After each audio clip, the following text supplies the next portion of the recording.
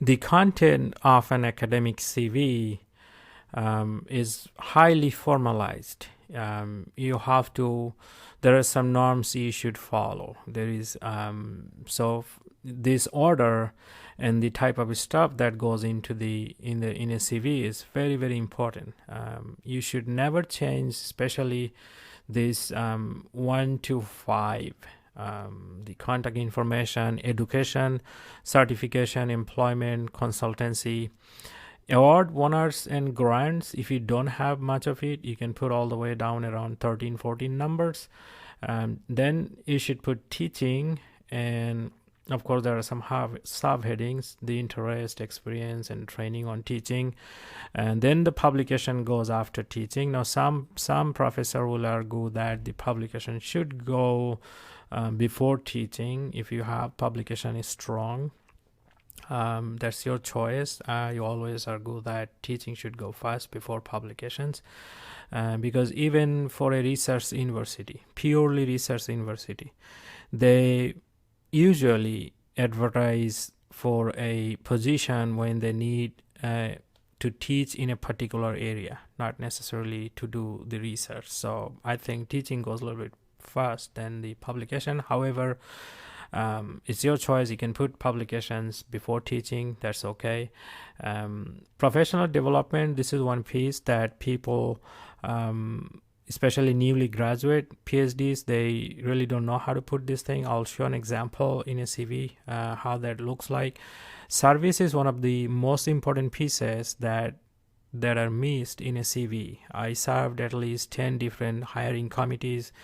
I was chair in a couple of committees, and I have found that people basically forget to put these sections. It's not like you don't have it, you have it, but you just don't know how important those are. I'll show you in a minute how important these are. Now, extracurricular activities. This is also very another important piece. I will explain with the example how this is important. Professional membership. Sometimes you might think you pay $50 fee, become a member to an organization, doesn't add any value to it. However, in both my previous two, this institution that I'm working right now and another institution before, as a tenure-track professor, in both places, I have found that the professional memberships are considered very, very high. In fact, this is one of the criteria of screening. If you don't have membership to a professional societies, you probably lose some points. So let me show you an example how all these things looks like in a CV. Now in here, so this is the water. So contact information, you don't have to go to exhaustive list like this with all the social medias.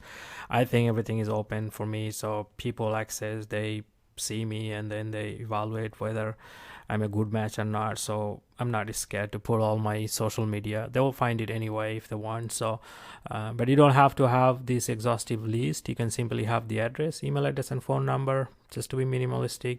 Education basically goes the highest degree first, and then the kind of in a reverse order. Everything in a CV goes in a reverse order. The latest information first, and then you go kind of backward from there. And then the dissertation topics and chairs, they're just your personal choice. Some people will think that you should put it, some will think you should not. Some people think that if you have a big shot advisor, you probably should put it in there. It will help you to get a job. I don't necessarily think so. The reason why I put here, however, though, I think they have a huge contribution on me. So it's kind of giving them some kind of respect. So that's why I put it here. I never thought that I would be hired because of my advisor or anything. And then the next thing is the certification. As a new graduate, you might not have it. That's okay. Don't put it here. And then the employment. Now, when you look at the employment, I'll post this document in the openeducator.com, so you have the whole list of stuff. So sometimes you do have a lot of things, but you don't put it in your CV. This will give you some clue what to put and what not to put. If you look at the employment stuff, anything research assistant, instructor, teaching assistant, instructor of physics and mathematics. When I was in high school, when I was in college, I taught high school physics and math. So these are the things very important as a newly graduate PhD student. So you probably have some of this experience already. You never thought that you could put it in a CV. This will definitely help to get a job, especially if you're applying for a position where teaching is also a requirement. Something like this, I don't know where it goes. I have created this openeducator.com, constantly produce videos. My students learn from it. So I just put it here. I don't know where to put it in here. Consultancy goes after that. If you might not have anything upon your graduation, that's okay. Just leave it off. Then courses, I have designed 4 courses. You might not have anything like that. That's okay. Instead, you should have a section called teaching interest here, and the experience sections you can have. So these are the 24th and 25th. That was my experience when I was graduated with my PhD. So, and I have a separate section under teaching experience. They want to see that. And then publication, kind of you do the journal, then book chapters or book articles, and then proceedings, conference proceeding, abstracts, oral presentation, and then your name should be bold. Everything else should not be bold. And then campus talk, you do a lot of presentation in the campus. That's kind of like a publication, so you should put that in there. Now this continuing preparation and study, that might depends on how you title that. You can title it differently, but basically what you do to improve yourself. So conference attendance is one of them. So you can have a separate section for that. And then training, if you have a training for teaching and learning, I had lots of training during my PhD, how to teach effectively. So I have it there. You can see number 26 is I was participating in the Future Faculty Program, where I received numerous training on teaching and learning. And then general professional growth, if you have some other trainings during your PhD, for example, IRB training, I was a certified IRB. I've done many of these trainings, so it is very important. This shows you some kind of willingness to kind of understand the academia and things goes around it. And the student growth, you might not have anything under this category. What do you do for student to grow? Then you can skip that section. And then this is the section that is missed the most in CV, and I think this is very, very important. If you are in academia, you have to volunteer for services. I mean, someone have to serve in a hiring committee, someone have to serve in a general education committee, things like that. If you're not willing to do that, then they will not simply hire you. So you do have some kind of service, like you serve in a science fair, jazz. That's a kind of like a service.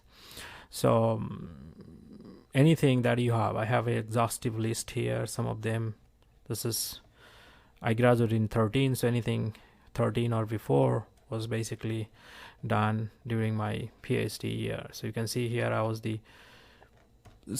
service to the profession, you serve as a reviewer. Everybody I know served as, any PhD students serve as a reviewer. So put the list of journals that you review. And then community involvement, of course, you gotta give back some to community. You can see that science fair jazz outreach program that was in 2012, which was during my PhD time. So I've done at least something, some kind of service. This is another important pieces of information that people miss, which is the communication, organization, leadership, and management skills. When people ask for this, you don't say that you're a leader or manager or organizer or whatever. You put things that tells you that you have leadership. Like I was the president of student association in 2 of my schools. So that tells me that I have leadership skill, management skills, or organizational skills, things like that. So don't just completely ignore these, have something there. You can title this a little bit differently if you want. So in the video, in the PowerPoint, I have said you can do extracurricular activities. So just you can be flexible on how you title them. Next thing is, I don't have mass honors and awards, so I put all the way back.